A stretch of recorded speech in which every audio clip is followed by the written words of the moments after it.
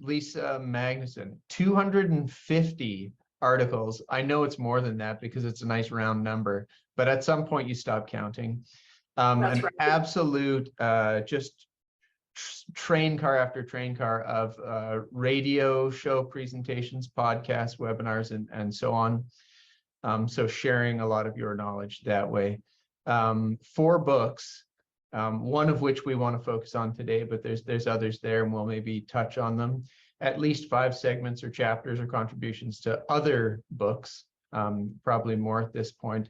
Anything you want to add there or take away? I didn't even touch on Top Line and all the work you're doing there. Lisa, how should people think about your work and your career? About my actual consulting practice that I make my money with. Yeah. So my niche is complex B2B big deals, just like my last 2 books have been about. But my practice is typically about 8 clients a year. My engagements are probably an average of like 9 months, almost never less than 6 months. And over the 18 plus years I've been in business as a single shingle under Top Line Sales, I have a 90% return client rate. So of those, which I'm really proud of, but of those 8 client engagements every year, the majority of them are clients that I have worked with in the past. So sometimes not year after year after year, sometimes yes, but sometimes also they do something, we finish a project, and then, couple years go by and then we do something else. So, but that's not to say that every year I don't have 1 or 2 new as well. So it's not a big practice. The thing that I decided to do a little over a year ago was join LinkedIn Learning. And so that then, so my consulting practice is small, and LinkedIn Learning, the audience is like 27 million people. Mm-hmm. Just not LinkedIn, just LinkedIn Learning.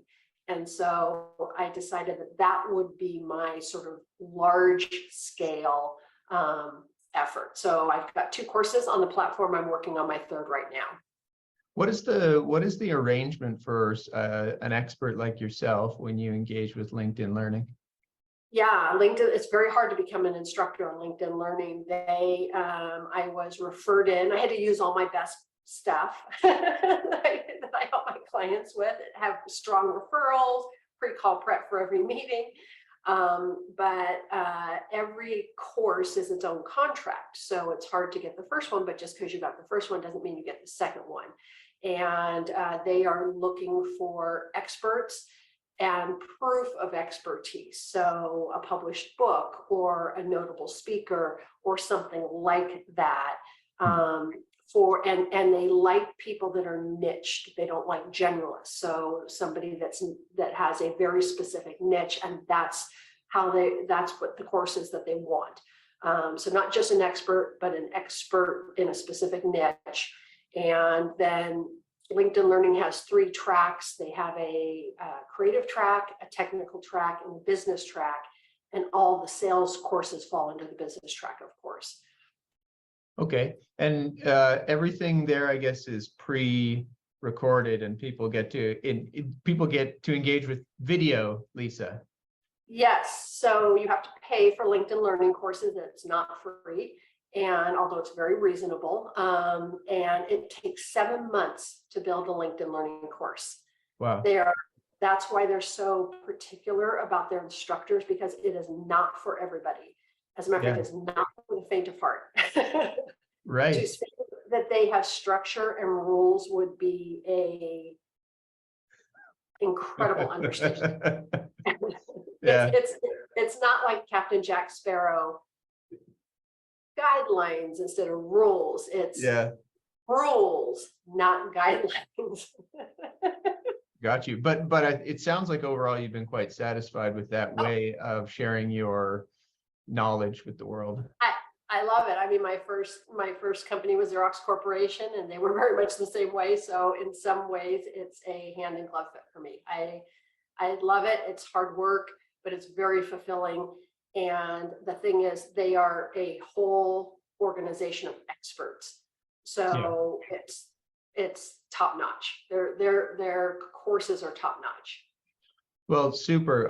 Quite obviously, we will steer people to find you, engage with you, hire you or read your work and so forth. So that's one of a nice menu of places people can do that. So people can kind of flag that in case that's their point of entry into what you're working on and writing about. Sure, any and all of that is appreciated, but I just want to make sure that I'm providing value for your listeners, and happy to be, opening up to, really a whole new area for me. I've been on tons of podcasts, but every other one I've known them, or known of them or known of them. That's why at first, when you approach me, I'm like, oh, I think I'll pass. Yes. Yeah. Well, there's also only so many rooms on the top of the stovetop to cook pots. So well, there's that too.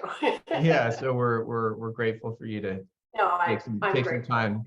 We know you have alternatives. There's a couple things I want to do to maybe create a couple fence lines around what your work is so people get it. The first one is VP of Sales. There's all kinds of nomenclature in sales titles. So one person's the lead managing regional director of sales, and somebody else is the VP of sales, and somebody else is, the sales lead, all these other words.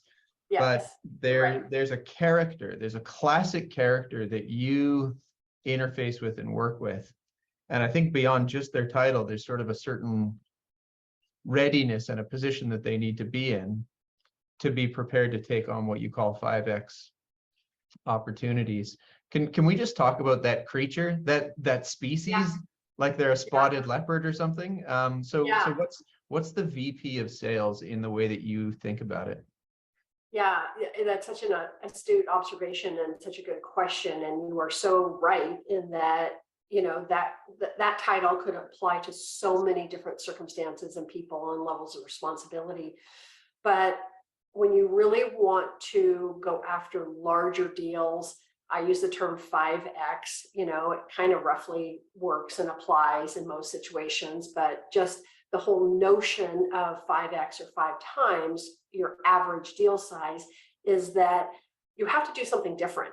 It's not business as normal. So it's not just your regular sales process. It's your regular sales process plus a lot of extra work. And so when I use the term VP of sales, that is a person that has a team or teams. They might have global teams, they might just have 1 or 2 teams, but they have people that have the ability to identify those kinds of opportunities.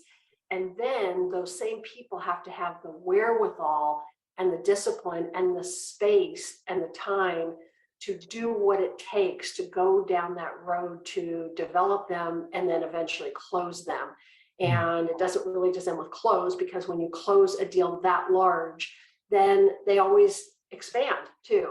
So there don't tend to be once and done kind of contracts.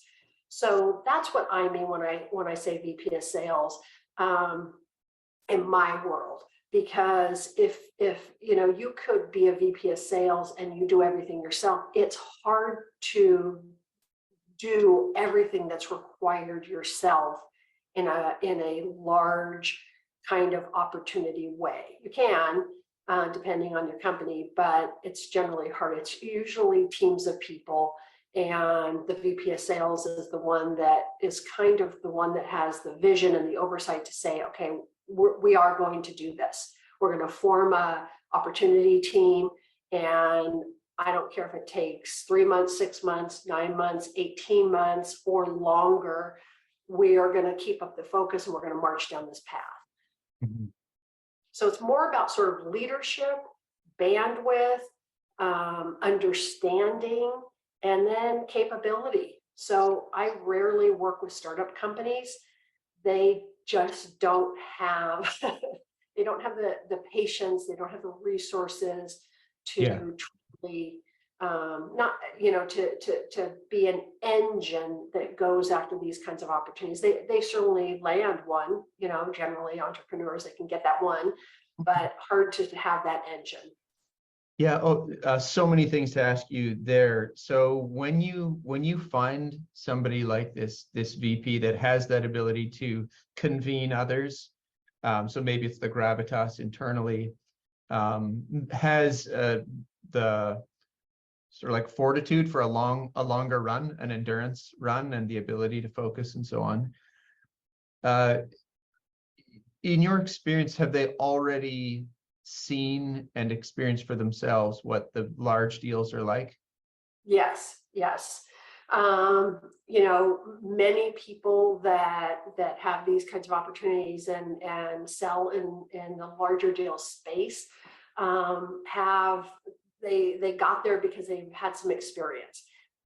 I myself, when I started out in sales with Xerox years ago, Xerox was, younger people have never heard of Xerox. It's very sad to me, but I can't change that. That's where I started, and I would. Oh, don't. Actually, it's a badge of courage, I think. That's It great. is, and what I can say to the younger people is that at the time, it was one of the best companies for sales development, sales training. I mean, they really took care of their people and trained their people, and so you always want to get in with a good company, and they were that when I was there. But early in my career, I was brought in as a sales rep with a national account. It was Clorox, the bleach people.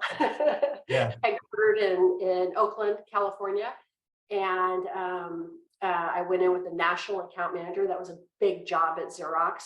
My job was way opposite end of the spectrum, and he introduced me, and I started having meetings on my own. And one of my first meetings with my contact there at Clorox, she's like, well, we'd like to place an order for like 30, copiers, to put into our offices around the country. And my budget for the month was like 5. Yeah. And so this was like one of our first meetings. And I'm kind of like, okay, this is good. Yes. So, through no effort of my own, I got to experience at a very young point in my sales career that, yeah, selling 5x deals really pays off. Yeah, I suppose it's possible in my own personal career, by the way, there are a few of these. It's possible to stumble into them and to luck upon them. That is not at all the sort of regime that you bring to bear. On the contrary, there's a bit of I think a leap of faith that's required, and why I'm so interested in the idea of who is the VP, because there's a leap of faith to say, out of all the different things that a VP of sales can be doing, what would happen if they gave such precision and focus to a single opportunity? There's risk in that. Yeah, because you don't get 100% of them. Yes. I think, Kevin, the successful sales VPs, sales leaders, whatever, title that you want to give that person, they know that if they spend a good percentage of their time, it's not going to be 100%, but let's say they could spend 25% focused on big deals, because they don't have to do everything. They can create a culture of big deals. There's a chapter about that in my playbook.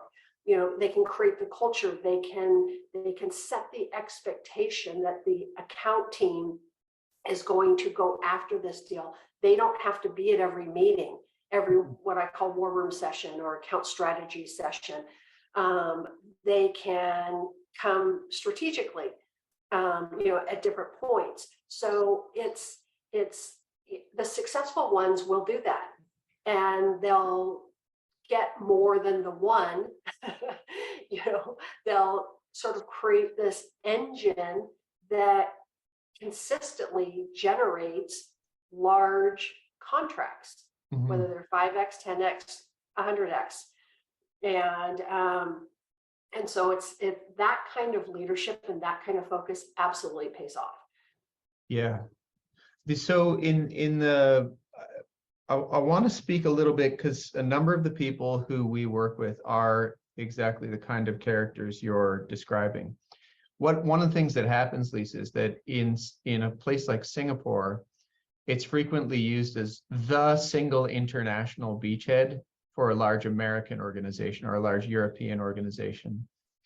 And so you get a funny thing where there isn't necessarily a ton of business to be done straight here on this island. Hong Kong would be like that. Tokyo would be a little like that. But in the surrounding territory, there's just massive opportunities, right? Indonesia is the 4th largest country in the world. There it is on the doorstep, and that's only one of, say, 10. So you get a lot of the characters that you're describing. What about the duration? So some of the opportunities you said your work frequently 9 months, can be longer. A short one would be 6. If you read sales literature, sales thinkers, one of the drumbeats that is always in the background is trying to create urgency, trying to, shorten like the cycle, etc. I actually get a very different rhythm from what you're putting forward, what you're talking about. So can we just hear you, I think, on why things take a certain amount of time at this scale? Well, why they take longer is because if you're talking a larger opportunity, it's also a larger decision for your prospect. And if it's a larger decision for your prospect, then they have more people involved. And we've all heard, read, seen the Gartner statistics about the growth of the buying committees and buying teams. And that's true. But they've also need to deal with much more complexity than they have in the past even. And so an example of that would be, when you think about those teams getting larger, why? Are there just more stakeholders? Are there more decision makers? Well, maybe sometimes yes, but also there are people from areas of the company that haven't been at the table before. Maybe somebody from compliance, maybe from risk management. Legal has maybe been at the table before at the end to structure the contract. Maybe they're not, maybe they're at the table now at the beginning too, for different reasons. So that is driving some of the complexity. And then also, just sort of, you also hear a lot about, people staying with, like during the pandemic, we saw a lot of people just staying with the status quo. They have very little tolerance for risk. And there's always a risk, kind of that pain of change. But there's a lot of work. So people are moving off of the status quo now if the status quo isn't serving them. But there's a lot of investigation that has to happen on the buyer's side for them to mitigate that risk and to understand all the downstream implications. And so that's when we talk about a complex sale, it's not just that there are more people on the buyer's side, there's more people on the selling side, because like you yourself said, maybe the VP of sales is in Singapore, but maybe the opportunity or the solution resides someplace else. And so, in Singapore, that maybe the VP is the quarterback with resources in different places. And those can be partners, those can be salespeople, account managers, whatever the structure of the company is. But when you really kind of add all this up, and then also everybody has, just kind of overwhelmed in general. So, getting groups together for just meetings is hard. It just takes a long time. And that's why, it's time consuming on both sides. If it's going to be time consuming on the buyer's side for the buyer's journey, it's going to be time consuming on the seller's side, because on the sales side, if they aren't trying to understand and be in lockstep with that buyer and figure out how they can deliver value to that buyer during every meeting, every step of the way, keep it super simple, then it's gonna disintegrate. So it's a lot of work, and it does take a long time. And so it's hard to be that sales VP with that leadership that says, you know what, this is a qualified opportunity. They're a great fit for us. We're a great fit for them. We feel like we're in a reasonable position. It's worth it. We're gonna take the time, and we're gonna see this through. Yeah. A few things that you brought up there. One, that you're a lockstep. This is something I've seen you write about and speak about. I think that's so interesting, the idea that actually you're on their timeline. So that must mean in some of your client work that sometimes that pace is hard to actually keep. Like maybe the buyer can move faster than the comfortable speed of the seller. You see that? Absolutely. Absolutely. Sometimes the buyer moves faster. Sometimes the buyer moves slower. Yeah. It's the notion of lockstep. Yes. Means you are the other thing that if you read enough of my stuff, you'll hear me say, can you put yourself in their shoes? That is the companion notion to lockstep. You have to be able to put yourselves in their shoes to be in lockstep. And I'll even go a step further with during strategy sessions, war room sessions, and say to the account team, say to them, what do we think they are doing, thinking, and feeling right now? Which is a way to put yourself in their shoes. What are they engaging in the competition? Are they feeling, overwhelmed? Are they feeling sort of, hesitant? Are they seeing risk? Or, what are they doing, thinking, feeling, so we can be in their shoes, so we can be in lockstep? And that's how you keep pace. To answer your original question, if they go fast, you have to be prepared to go fast. If they want to go slow, you have to be prepared to go slow. Well, I think this is one of the chief reasons why I can see you have to have this character we talked about, this VP of sales, because somebody needs to communicate at the highest ranks. It's of no use to just beat the war drums for something faster, if faster equals coming out of sync, out of lockstep with the client. And that I know from our work, where we're building academies for people, we're following the desires of leadership on what they want their people to learn. A very frequent one is, can we shorten deal cycles? Can we create urgency, etc.? I think that the campaign style sport that you teach people has a little asterisk beside it, which is, by that time, they already understand that concept of shortening deal cycles and creating urgency and some other things. It's not appropriate at a certain level to just say, hey, why don't we just rush, the Qatari government on this deal, because, it'd be great if it closed this quarter. Right. This thing has to move at the speed that it moves. Because that's going to work, right? Yeah. Not. Yeah, right. At the end of the day, you've got a buyer and a seller, and the buyer has more power.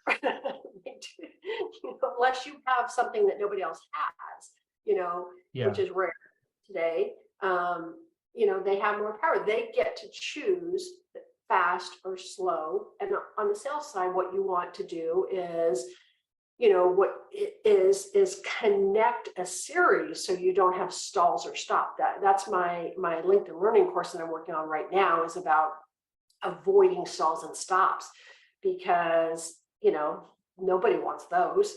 Yeah. And when you have a longer sales process, that can happen. People can turn over on the buying committee, or all of a sudden the problem isn't as big as what it was, or it kind of goes on the back burner for a while. So there is that. How do we create momentum by adding value? One meeting leads to a next meeting, that kind of thing. But you do have to have that pacing be in lockstep. So I want to go back and pick up another word that you used. It's one that we've spent some time writing and thinking about on our clients' behalf and engaging experts on. It's qualification. Now, you talk about scoring. And I just want to dig into that. Maybe that's enough of a prompt, Lisa, to just go on, like, qualification, scoring, ? Can you just say what happens in the room when you're talking with an organization that's looking for 5x, or deals are very large, and they're thinking about this concept of qualification. This is not somebody on the telephone being like, this person got budget and authority. Right, This is a different game. right. Well, so two-part answer to that. And this is where, you have your normal sales process, and then you have, for big 5X deals, what I call 5X deals, you have the over and above. So for the normal sales process in a larger complex opportunity, you are, I would argue that the qualify stage of the sales process really has 3 levels. And it's so, especially now that so much is happening virtually, you've got the early qualify, where it's like, this seemed like a fit. Are we a fit for them? Are they a fit for us? Then you've kind of got that core qualify, where you're really kind of digging in a little deeper, understanding maybe what their timeline is, who's going to be part of it, that kind of thing. And then you have the advanced qualify, where you're nailing down, okay, do they have finances? It's hard to ask a question like that early on Zoom. It is, you can do it, but it may not come off the way you want it to, especially if you're looking at a longer term, opportunity. So just the qualify really has kind of 3 levels. Doesn't necessarily mean it's 3 different meetings, but it could be, or it could be more than 3 meetings. It also could be 1 or 2 meetings. But I think that it's important to acknowledge that it is more complex than just a simple, we've checked off the qualify stage of our sales process. Then you get to scoring. You brought up scoring. There's I have a sample scorecard in my book. And I use an updated version of that still with my clients. And so that is really measuring, is this opportunity does it qualify as being worth spending the time and attention and resources that it's gonna take? That's what scoring gives you, which is tied into qualifying, but it's not qualifying per se. It's almost like it's already qualified. Now we're going to score it and decide. And so, like, one of those, I can't remember how many criteria I've got, maybe like 7 or 8 or something. But one of those on the scorecard, and the electronic version actually gives you a score. It's kind of slick that way, so you can compare one opportunity to the next. But one of the questions is, does the opportunity team, are they committed to see this through in the long haul? Or are they going to lose steam after 1 or 2 meetings? And really, you got to give an honest answer to that score. Yeah. And then it's like, on the buyer side, are they committed to the long term? Are they committed to solve this problem? Now, there is overlap there with qualify, but it's another level of just, if you can't really feel confident that they're committed, or if the account team's not committed, it doesn't score high. Yeah, this is fascinating. Your idea of, is the buyer and their team prepared to stay the course? I had a lengthy conversation with Brent Adamson. He's one of the authors of Challenger, and we were talking about the time cost, right? So of course there's money costs, but especially if you have some of the turnover that you talked about, or that expanding web of stakeholders, you could find that somebody runs out of budget, meaning time, right? They run out of just the willingness to give any more damn time to this buying process. It's gobbling up way too much time and attention, and like, what a horrible thing to find out 2/3 of the way in. Exactly. As opposed to at the outset, and maybe make adjustments for that. So I imagine you see that at least some rough estimation, maybe better than rough, of the time resources on the other side of the table is quite critical. Well, as a consultant, coming in with my clients and helping them facilitate war rooms and go through that process with them, my job with the scoring is that that we score the opportunity. There's a huge value in that. And that, what are the elements of the scoring really mean? But most of what I try to do there is to get them to be honest and real. And so it's not just, oh yeah, we give ourselves a 5 in terms of commitment to see this through. And I'll be like, okay, so you're telling me in 9 months from now, you're gonna still be having war room meetings every 2 to 3 weeks. Is that what you're committing to? Because that's a 5, that's what that looks like. And if they hesitate, then, I push a little harder. Because I want them to really know what they're getting themselves into. If they don't, sometimes I work with teams that I've worked with many times, and I already know that they are or aren't, and they know what these things are, and they're honest. But that's what scoring. It's not perfect, doesn't assure, but it really helps a team start off on the same page, where it's like, you know what? Yes, we are committed and we're going for it. Yeah. There's just a quick side thought there. In that conversation that I was referencing, we also talked about how that's costly in the service side too. So after a successful sale is done, they can be like, well, great, and now we're just going to serve you like crazy. It's like, well, just hold off on serving me like crazy, please, because every time you guys show up and give me value, it costs me an hour or something. So there's a downstream equivalent to that, which is estimating the client, putting yourself in the client's shoes in terms of what it's like to consume what you provide as well, time-wise. Yeah. That's yes. If I'm understanding you correctly, it's, understanding what it will take to service that new client. Is that what you're saying? And yeah, and what the cost is to them beyond just the price they pay. Yeah, exactly. I mean, usually that kind of thing gets worked out through the process. But what you also might be saying, or if you're not, I would add to it, is that the opportunity team, I call it an account team, but sometimes that's confusing to people because it's not yet an account. But so whatever you want to call it, account team, opportunity team, whatever, prospect team.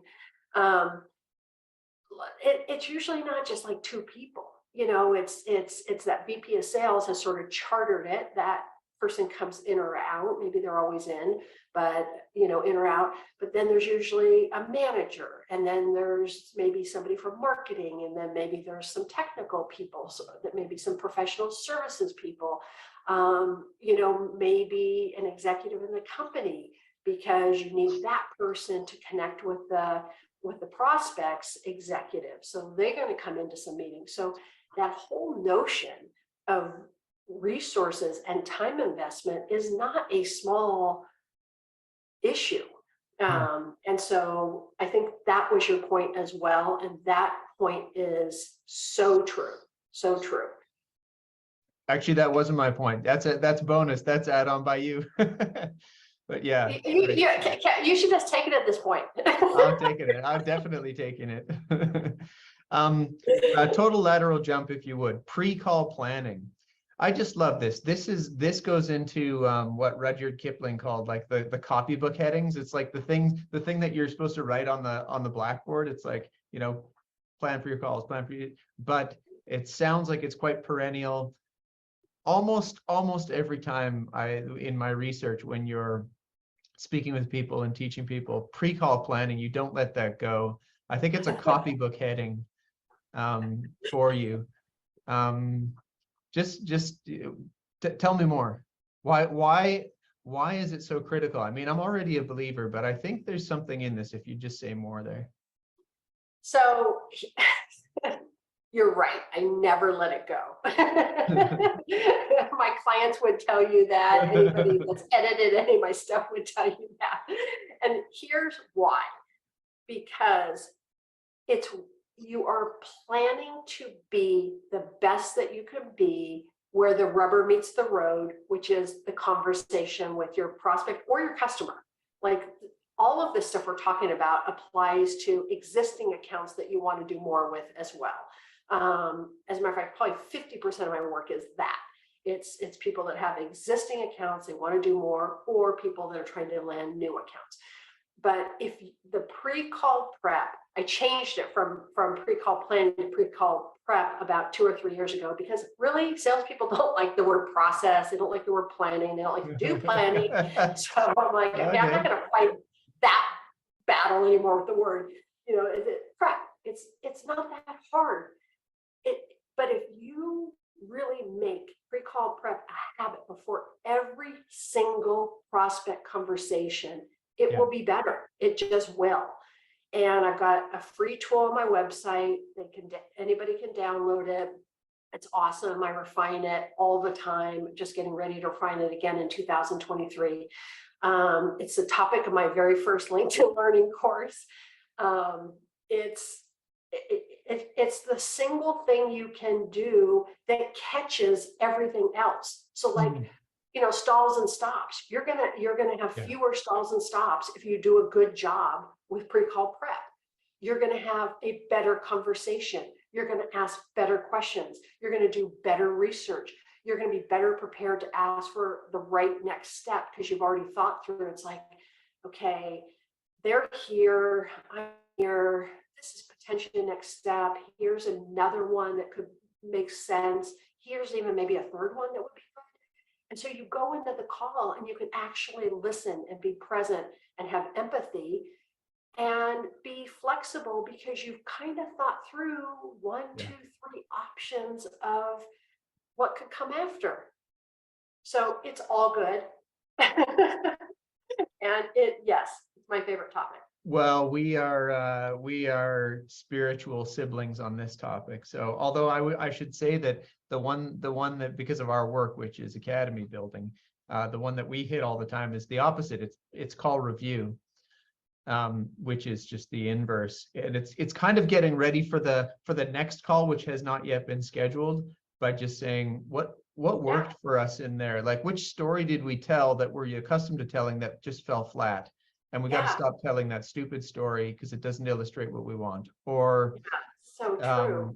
We sat at a table that was full of tech junk on top of it, and we need to get rid of that. Or like tech in technical detail review. And the plan is planning that detail. What content and mechanics and stylistic choices do we want in there? Yeah, I just could not agree more. It's also in the same way, it's the locus where all those other things come into bear. So if marketing has something to contribute in terms of the polish and the cleanliness of copy, then in the review or in the plan, it shows up. Yeah, that's exactly in the prep. It's where everything comes together. And I love your concept of the review. I mean, I call that, looking back to learn forward. It's and a good, like if you're lucky enough to have a sales manager or a VP of sales or even a coach that, like is with you on your calls and is willing to give that feedback or participate in those reviews, even better. That's how it used to always be, but that's not always the case anymore. But yeah, but even if you don't have that, just that prep, it's everything can get solved with just the prep. I'll maybe the prep just isn't just doing a quick check on a website. At this point, it's just the preachers preaching to one another here. But I just want to throw one more log on this fire, which is I think what we have seen with the teams that we work with in the way they decide to educate themselves is they actually get better at that activity itself as well. So if they commit to doing pre-call prep, what you see is that the activity just called preparation actually gets much faster, much more fluid, much more incisive, and greater wisdom comes to bear. And that happens very quickly. So you see a difference between the first time and the third time that people go for that, or for that matter, when they review as well. Absolutely. 100%. As its own activity. And then they get sharp eyes in the meeting for like what to change next time and things like this. Yeah. It's like anything else. It's just making that a habit, and it gets easier, it gets better, and it works. Yeah. I wanna ask you a little bit about the clients that you're accustomed to working with, and this is sort of selfish interest. One key feature of our community is that they're very heavily Southeast Asia focused. There's North America with a bias to Canada, and some other places too, Oz, and so on. But what about professional services? So, Lisa, in the work that you've done, are there themes with the kinds of clients that are doing these big 5X deals? And have you seen this work with the likes of law firms, consulting firms, financial advisory, these kinds of folks? Um, yes.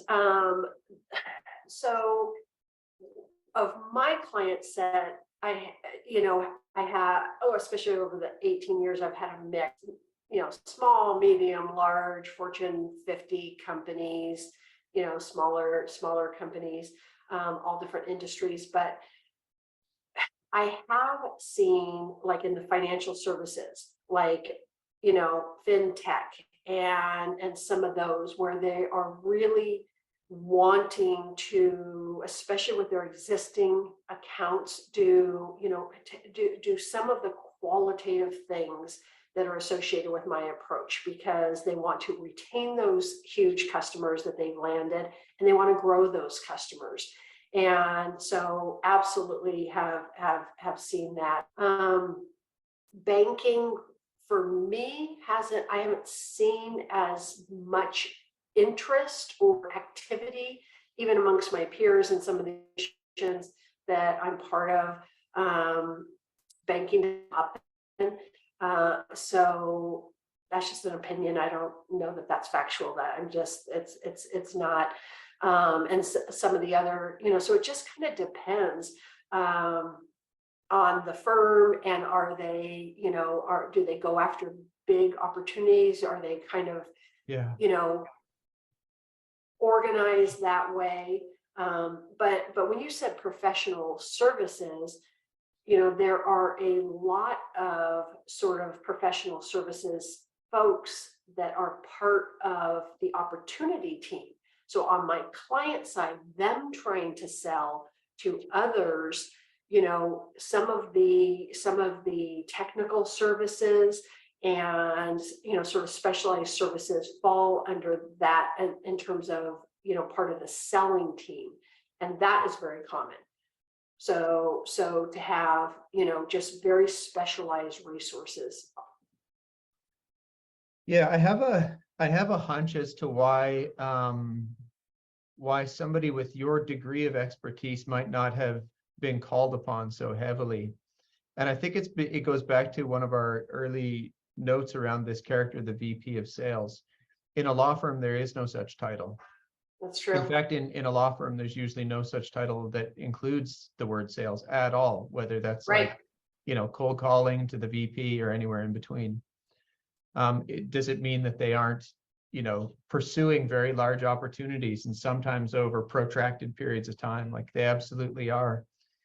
I'm just going to kind of pound the table a little bit, or beat the drum a little bit, and say that I really think folks like accounting firms, architecture firms, law firms, specialty consulting firms should really take time to give your work a look, because they classically like to do a big step change that creates a very deep relationship, i.e. a 5X. And this is not in my kind of expert reading of it. It is not outside of their bailiwick. This is absolutely a program that they could do. They just have to get used to some of the words, right? To say like, all right, so it says, this says sales this and sales that. Just right. I have worked with clients like that where the word sales, like they use the word service, and right. Boy, is it hard. I can substitute prep for planning, but to substitute for sales is sort of foreign to me and almost impossible. Yeah. I have spent my entire career in sales. Yeah. Well, I think there's, and I view it as a profession and not, none of the negative ramifications that sometimes some people associate with the word sales. They have negative kind of things that come to mind, but that's just not how I came up in the profession and how I view it at all. So it's not a word that would be easy for me to replace with a different word. Yeah, well, what should I say? We've done so many conversations with people who are on the pan of the balance, where they're being thoughtful, they're digging in, they're doing research, they're pursuing truth for how this profession works. And they're really helping to, over time, I think, create a true honorable tenor around what this profession is. Unfortunately, for every one of them, there's somebody else giving just a wretched cold call or sending a really tacky cold note or creating an experience that, unfortunately, this just a little bit of deleterious kind of work here can almost neutralize the most effective work here. You are right, that can happen. Yeah, what I expect, if I look into my kind of crystal ball around this profession, is that some more concrete will be poured in the foundation of it, meaning it will take on some more rigor around its deeper philosophy, its deeper core tenets, some of the things that might have been effective for a while, but actually weren't rooted in something long-term true or effective or honorable, wash away. And that you'd see, I think the marker of that will be that business schools have sales degrees, which they don't today. Well, you are starting to see an increase, at least in the United States, and I cannot speak to internationally because it's not a large movement, but it is a small movement that is growing, where universities have a sales degree or sales minor that students can pursue. And programs and some of my counterparts in the women's sales pros are part of some of those programs. Right. And we had some of our meetings on location at some of those colleges, and it's encouraging to see, and kind of bolstering that are a lot of groups just targeted towards the profession. So maybe not the traditional educational institutions, but programs that are pretty robust. So I agree with you. I think that needs to move faster and further, but there are seeds there. I could just see your area of expertise being such a nice natural kind of 3,000 level course where it's like, all right, you've understood some of the fundamentals, you've got through your first and second year. It's time to take the seminar on large deal process. Be amazing. And it's so funny, LinkedIn Learning, because inside of the business track, which is where sales sits, they've got the beginning, intermediate, advanced courses. And so my first course was on pre-call prep, and they put that at the intermediate, and they make those choices as the expert. I provide input, but they ultimately decide where it sits on their platform. And then my second course was on executive engagement. Well, that is not an entry level activity. Yes. Put that in the beginning level. So, yes. And that course is like wildly popular. So because it's at the beginning level, everyone's taking it. It's like flying off the shelf.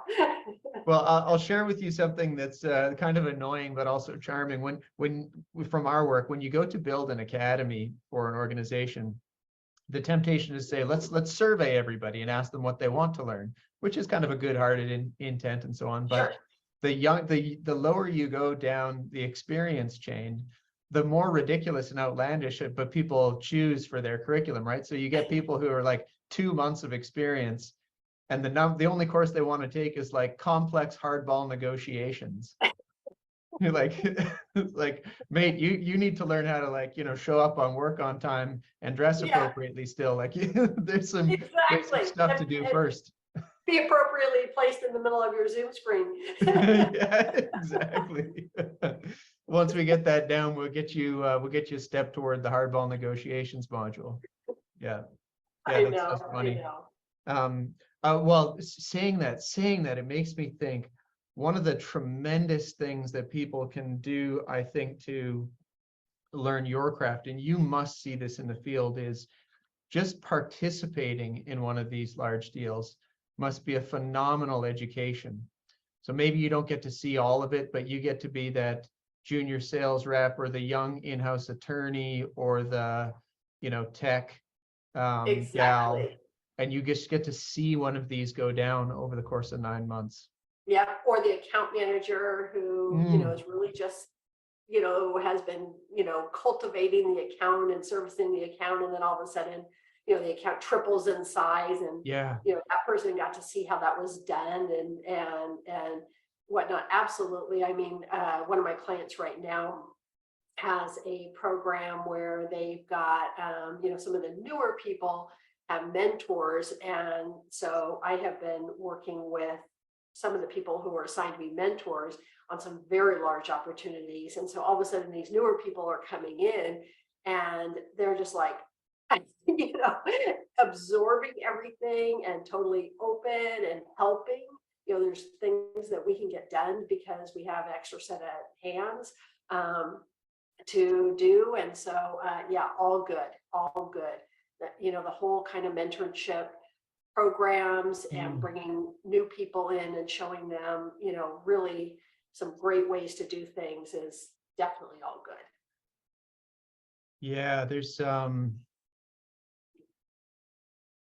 something that you can't quite taxonomize or create as curriculum when it gets highly complex. So Aristotle has this idea that the way we learn is mimesis. Basically, it's just mom shows me that we brush our teeth in the morning, and so I don't know. I just, like, at an early age, before I knew what was going on, I just stuck a fuzzy stick in my mouth and, like, scrubbed it around. And so the kid isn't learning, oh, my teeth need cleaning and I'll use the paste. They're not learning what we think they're learning. They're just mimicking. Yeah. Mimesis. Yeah. And actually, I think that continues on into professional life, so that what and what you teach has so many small, like, combinations and permutations and things going on at once. But boy, for somebody to just be around and see it, a tremendous education in things that will realistically never make it to a LinkedIn Learning course. That's true. It's true. Like how to shut up and listen in a meeting is not going to be a topic. Right. Because if you're physically in that meeting and the younger person is there, you can actually elbow them. Yeah. So, right. It's like, okay. It's like a whole module in a millisecond. Right. Exactly. Yeah. The learning by doing, which is, where I went to college at Cal Poly in San Luis Obispo, California. That was their motto, learning by doing. And it's so true. It's like, just that is experiential learning for adults is, if you can get it, that's how they're going to get it. Yeah. That's why, like, with my training programs anymore, I used to have distinct services, training, and that was very distinct from coaching, which was very distinct from war room services, which is account strategy sessions. Almost all my engagements are a hybrid of those things, because just training of itself so hard for adults, really just hard, but if you have some training and some war room sessions, interspersed with the training, or training in small group coaching, like little cohorts, all of a sudden you can create that experiential opportunity. I know you already know this, but it's I don't have any engagements that are just one thing anymore. Yeah. It's all a hybrid of whatever's going to work for that client, with trying to give that experiential component, the best we can given the circumstances. Yeah. Very cool. How do you keep 8 accounts up in the air at once. You must fly quite a bit, or spend a lot of time on Zoom. How I spent a lot of time on, what have you been yeah, able to do to keep yeah. attentive to that many accounts? Well, and one of my accounts has like 5 initiatives. So it's kind of Wow. like that account's almost like, I spend a lot of time on Zoom, but I have, ever since I started my consulting practice, I mean, one of my first clients was in London. And so back then it was Skype. And for an hour call, you got cut off 3 times, but it wasn't anyone's fault. That's just literally what happened. Like Yeah, everybody state of the expected tech. it to happen. It was going to happen, so it's, that's just what you had available. So when the pandemic hit, it really was difficult for a lot of companies, a lot of my colleagues that have really never done anything, virtual before. But for me, it was that part of the pandemic wasn't impactful for me because I've always sort of had this virtual, because you think of teams. I mean, it's not unusual for people to have global teams, like I think we talked about earlier. So, you're not going to all get together. It's just not going to happen. Maybe for your win celebration, it could, but, Yes. yeah, I do travel, but I don't travel excessively. Win celebration. This is so interesting.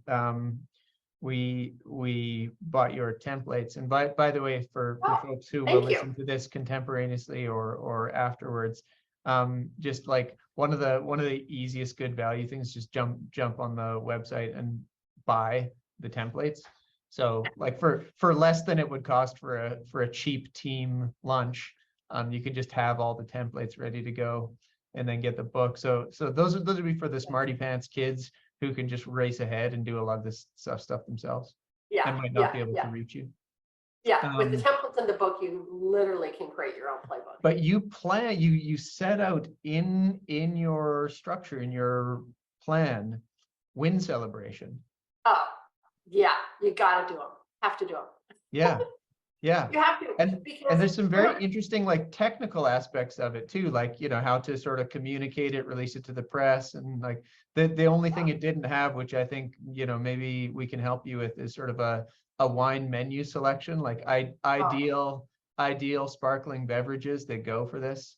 yes, I will take you up on your help for that. That would be really good.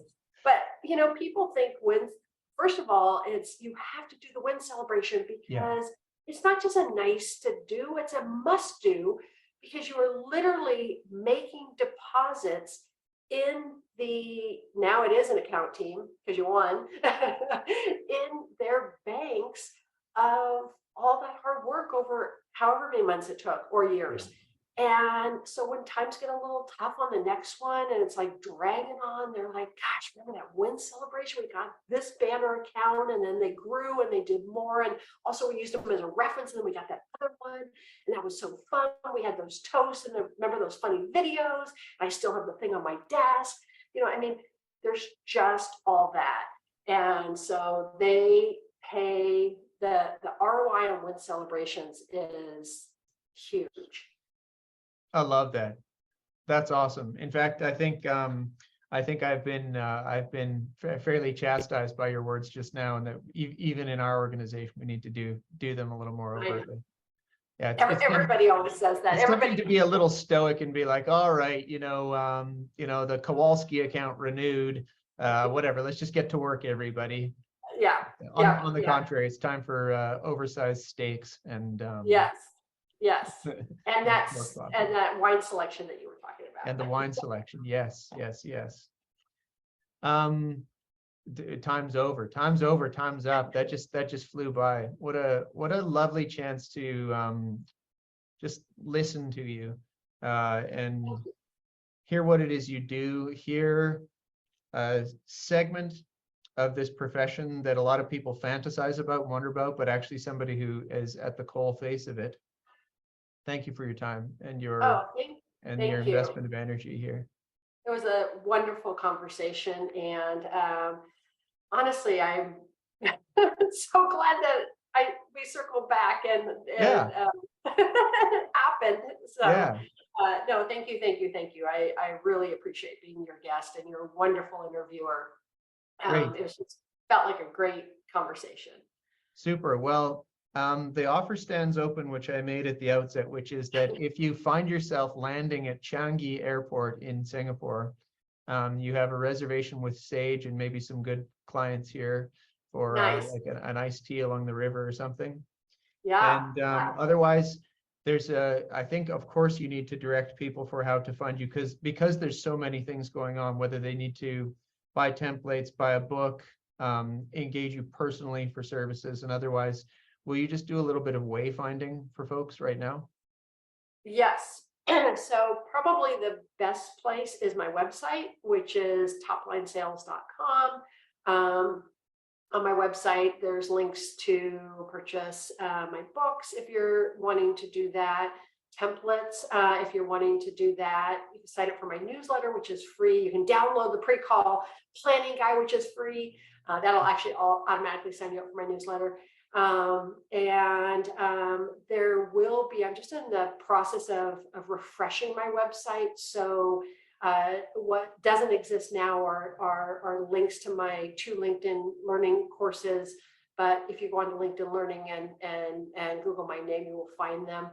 But my future refreshed website will also include those links too. Lovely. Thank you, Lisa. Thank you. Thank you. Thank Have you. a great afternoon. Okay, thank you. Bye-bye.